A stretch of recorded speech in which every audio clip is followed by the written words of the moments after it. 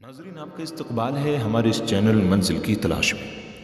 ناظرین، آج ہم آپ کے سامنے ایک واقعہ لے کر آئے ہیں جسے سن کر آپ کو اصل رشتے کا احساس ہوگا، جسے سن کر آپ کو اصل محبت کا احساس ہوگا، جسے سن کر آپ کو احساس ہوگا کہ رشتے کس طرح قائم رکھے جاتے ہیں۔ جی ہاں ناظرین، یوں بیان کیا جاتا ہے کہ ایک غریب کسان کی شادی نہایت حسین و جمیل عورت سے ہو گئی۔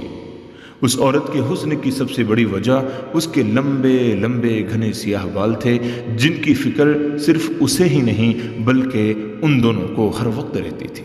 ایک دن کسان کی بیوی نے اپنے شوہر سے کہا کہ کل واپسی پر آتے ہوئے راستے میں دکان سے ایک کنگھی لیتے آنا، کیونکہ بالوں کو لمبے اور گھنے رکھنے کے لیے انہیں بنانا سنوارنا بہت ضروری ہے، اور پھر میں کتنے دن ہمسائیوں سے کنگھی منگواتی رہوں گی۔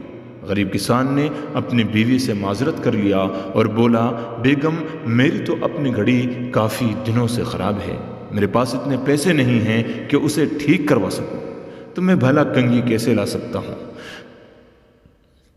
تم کچھ دن مزید ہمسائیوں کی کنگھی سے گزارا کرو، جب پیسے ہوں گے تو لے آؤں گا۔ بیوی اپنے شوہر کی مجبوری کو سمجھ رہی تھی، اس لیے زیادہ تکرار نہیں کیا۔ کسان نے اس وقت تو بیوی کو چپ کروا دیا، لیکن پھر اندر ہی اندر اپنے آپ کو کوسنے لگا کہ میں بھی کتنا بدبخت ہوں کہ اپنی بیگم کی ایک چھوٹی سی خواہش بھی پوری نہیں کر سکا۔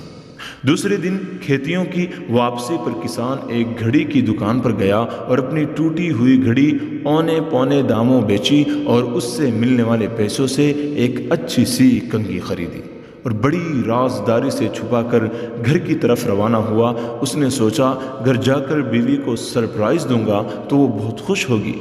جب وہ گھر گیا تو کیا دیکھتا ہے کہ اس کی بیوی نے اپنے لمبے بال کٹوا دیے تھے اور مسکراتے ہوئے اس کی طرف دیکھ رہی تھی۔ کسان نے حیرت سے پوچھا، بیگم یہ کیا کیا؟